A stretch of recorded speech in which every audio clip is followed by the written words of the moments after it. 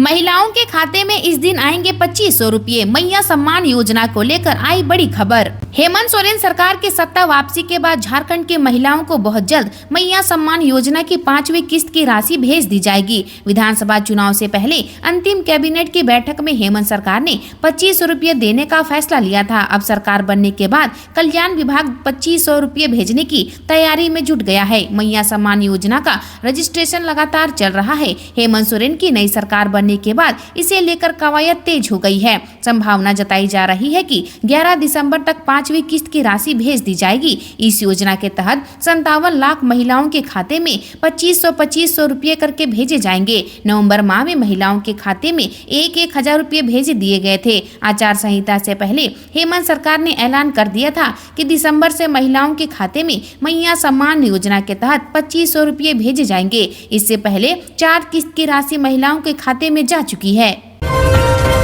सत्ता संभालते ही हेमंत सरकार ने कर दी छात्रों की चांदी। हर महीने मिलेंगे 4000, ऐसे मिलेगा लाभ।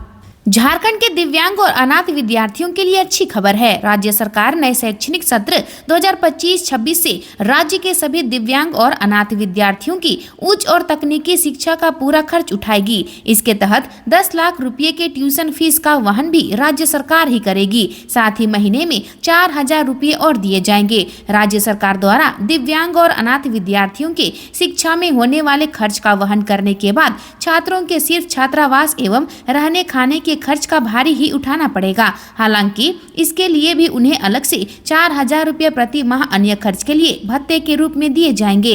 विद्यार्थी इसका लाभ लेने के लिए ऑनलाइन आवेदन कर सके, इसके लिए पोर्टल का निर्माण भी किया जा रहा है। निर्माण पूरा होने के बाद इस योजना के लिए पात्र छात्र आवेदन कर सकेंगे। रांची सहित पूरे झारखंड में बढ़े गैस सिलेंडर के दाम। देखिए अपने शहर का ताजा रेट। 2024 के अंतिम महीने दिसंबर के पहले दिन ही लोगों को महंगाई का झटका लगा है। 1 दिसंबर से रांची सहित पूरे झारखंड में कमर्शियल गैस सिलेंडर के दामों में बढ़ोतरी हुई है। गैस के दामों में बढ़ोतरी होने का कारण अब 19 किलो वाले कमर्शियल गैस सिलेंडर की कीमत 1977 रुपये हो गई है। 1 दिसंबर 2024 से कमर्शियल गैस सिलेंडर की कीमत में 16 रुपये की बढ़ोतरी हुई, जिस कारण से अब 19 किलो वाले गैस सिलेंडर की कीमत 1977 रुपये हो गई है। नवंबर में इसकी कीमत 1961 रुपये थी। कमर्शियल गैस सिलेंडर के दाम लगातार 5वें महीने बढ़े हैं। अगस्त में 8.5 रुपये, सितंबर में 38 रुपये, अक्टूबर में 49 रुपये, नवंबर में 61 रुपये और दिसंबर में 16 रुपये की बढ़ोतरी हुई है। अगर 14 किलो वाले घरेलू गैस सिलेंडर की बात करें तो इसके दाम पिछले कुछ महीने से स्थिर हैं। फिलहाल रांची में इसकी कीमत 860.50 पैसे हुए हैं। घरेलू कीमत की कीमत में अंतिम बार बदलाव मार्च 2024 में देखने को मिला था, जिसमें 100 रुपये की कटौती की गई थी।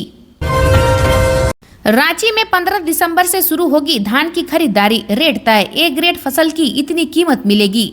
रांची जिला के विभिन्न प्रखंडों में इस वर्ष 15 दिसंबर से धान अधिप्राप्ति केंद्र का संचालन शुरू किया जाएगा। सरकार ने इस बार किसानों के लिए धान खरीद का लक्ष्य 3 लाख क्विंटल निर्धारित किया है। पिछले साल मात्र 1.2 लाख क्विंटल धान की खरीद हुई थी, लेकिन इस वर्ष बेहतर फसल उत्पादन और अनुकूल परिस्थितियों के चलते लक्ष्य को पूरा करने की संभावना है। इस बार धान में 17% तक की नमी को स्वीकार किया जाएगा। अधिक से अधिक किसानों को न्यूनतम समर्थन मूल्य का लाभ देने के लिए एक किसान से 200 क्विंटल तक धान खरीदने की सीमा तय की गई है। इससे अधिक मात्रा में धान की खरीद केवल अनुमोदन के बाद की जाएगी। इस प्रक्रिया को व्यवस्थित करने के लिए 9 राइस मिलों को जिले के 42 लैंपस से जोड़ा गया है। यह कदम धान की उचित ढुलाई और संग्रहण सुनिश्चित करने में सहायक होगा।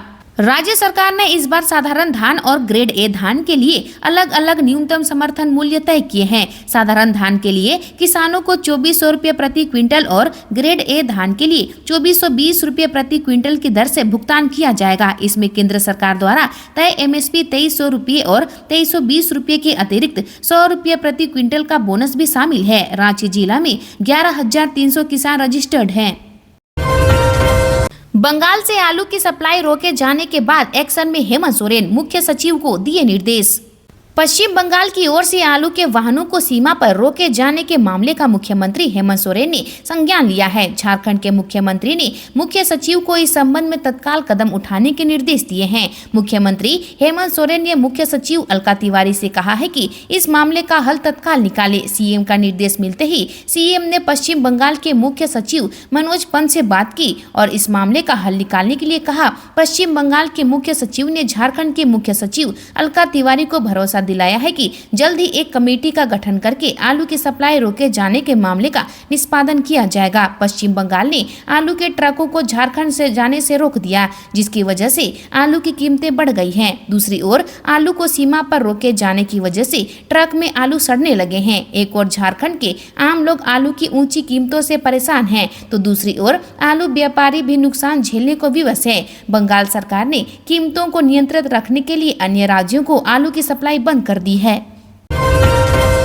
स्मार्ट मीटर में गड़बड़ी या बिजली विभाग की लापरवाही। 1000-2000 रुपये आता था बिल, सीधे पहुंचा 5000 तो मचा हाहाकार।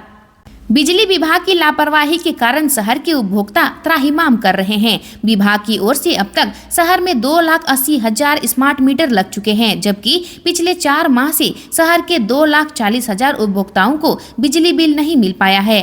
इन्हें अब एक साथ 4 माह का बिल जमा करना पड़ेगा। पैसा नहीं जमा करने पर जुर्माना लगेगा। गलती विभाग की है, हर जाना उपभोक्ता भुगत रहे हैं। 4 माह का बिजली बिल लाखों का आ रहा है। बरियातू निवासी उदय शंकर कुमार RMCH के कैंप पर पहुंचे तो उन्होंने बताया कि पहले 1000 से 1500 रुपये बिल आता था। 4 माह बिल 6000 से 8000 होना चाहिए, लेकिन अचानक बिजली बिल देखने पर पता चला कि बिल 20000 आ गया है। RMCH के चेसायर होम रोड निवासी धीरज कुमार का तो 4 माह का बिल लगभग 1 लाख रुपए आया है। विभाग भी यह बताने में सक्षम नहीं है कि आखिर जिन उपभोक्ताओं का बिजली बिल पहले 1000-2000 आता था, अब अचानक 5000 से 7000 रुपये कैसे आ रहा है। कार्ड बनते जा रहे मगर नहीं बढ़ा राशन का कोटा। पूर्वी सिंहभूम जिले में नए राशन कार्ड तो बन रहे हैं, पर अनाज नहीं मिल रहा है। ग्रीन राशन कार्ड के लाभुकों की संख्या निर्धारित कोटे से करीब 13,000 बढ़ चुकी है। हालांकि इसके नाम पर आवंटन नहीं आ रहा, जिसकी वजह से राशन भी नहीं मिल रहा है। राज्य सरकार की ओर से पूर्वी सिंहभूम में PHH राशन कार्ड से वंचित गरीब लोगों के लिए राज्य खाद्य सुरक्षा अधिनियम के तहत 1,04,000 लोगों को लाभुक बनाने का लक्ष्य दिया गया था। वह लक्ष्य तो कब का पूरा हो चुका। अब यह संख्या बढ़कर 1,17,000 पहुंच चुकी है। दरअसल नए लोगों का कार्ड बनाने का आवेदन ऑनलाइन जमा होता रहा है। खाद्य आपूर्ति विभाग के अधिकारी आवेदनों को अग्रसारित करते जा रहे हैं। सबसे पहले BCO उसे ऑनलाइन स्वीकृत देते हैं, इसके बाद वह स्वतः DSO के लॉग इन में पहुंच जाता है। वह भी जब स्वीकृति दे देते हैं तो यह मुख्यालय को अग्रसारित हो जाता है। वहां से आवंटन की प्रत्याशा में उसे अंतिम रूप से स्वीकृति प्रदान की जाती है। ऐसा होते ही वह ऑनलाइन राशन कार्ड में तब्दील हो जाता है। हेमंत के मुख्यमंत्री बनने पर इंडिया गठबंधन के कार्यकर्ताओं ने निकाला विजय जुलूस। गांवा खेल मैदान में इंडिया गठबंधन का एक बैठक का आयोजन किया गया। बैठक की अध्यक्षता झामुमो प्रखंड अध्यक्ष अजय कुमार सिंह ने की। बैठक में मुख्य रूप से पूर्व विधायक निजामुद्दीन अंसारी उपस्थित थे। बैठक में विधानसभा चुनाव में पार्टी के मिले मतों की समीक्षा की गई। वहीं गांवा प्रखंड में प्राप्त मतों पर संतुष्टि व्यक्त किया गया तथा कार्यकर्ताओं को क्षेत्र में व्याप्त जन समस्याओं के खिलाफ जमकर आवाज बुलंद करने का निर्देश दिया गया। बैठक के उपरांत हेमंत सरकार बनने के खुशी में विजय जुलूस भी निकाला गया। मौके पर उपस्थित निजामुद्दीन अंसारी ने कहा कि भले ही चुनाव में जीत नहीं सके, लेकिन सभी वर्ग के लोगों का उन्हें अपार जन समर्थन मिला है। वे क्षेत्र के लोगों के सुख दुख में सहभागी रहते हुए यहाँ की जन समस्याओं के समाधान हेतु संगठन की ओर से सरकार से अपनी मजबूत बात रखूंगा। औने पौने दाम में बिचौलिए खरीद रहे किसानों से धान।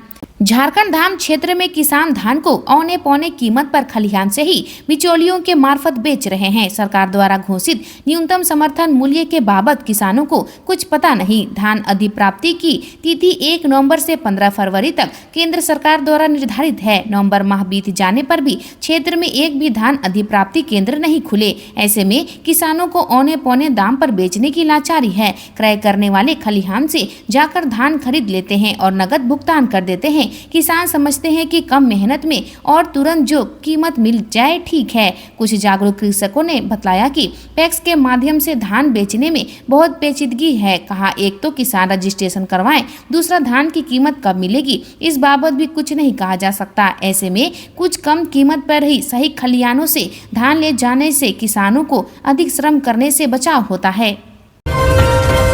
तमिलनाडु में तबाही मचाने के बाद कमजोर पड़ा फिंगल, जाने झारखंड में कैसा रहेगा कल का मौसम। तमिलनाडु में तबाही मचाने के बाद चक्रवाती तूफान फिंगल कमजोर पड़ने लगा है। अगले 5 से 6 घंटे में यह डीप डिप्रेशन यानी गहरे अवदाब में तब्दील हो जाएगा। इसके पहले फिंगल के असर से झारखंड में कई जगहों पर बारिश हुई। अब यह भी जान लीजिए कि झारखंड में आज का मौसम कैसा रहेगा। मौसम वैज्ञानिक ने बताया कि रविवार को झारखंड के दक्षिणी भागों में कहीं कहीं हल्के दर्जे की वर्षा हो सकती है। अगले 3 दिन तक न्यूनतम तापमान में कोई बड़ा बदलाव नहीं होगा। इसके बाद 2 दिन के दौरान झारखंड के न्यूनतम तापमान में 3 से 5 डिग्री तक की गिरावट आएगी, ऐसा अनुमान है। मोदी सरकार की इस योजना से झारखंड के 5.66 लाख बुजुर्गों को मिलेगा बड़ा लाभ, जल्द कराएं पंजीयन।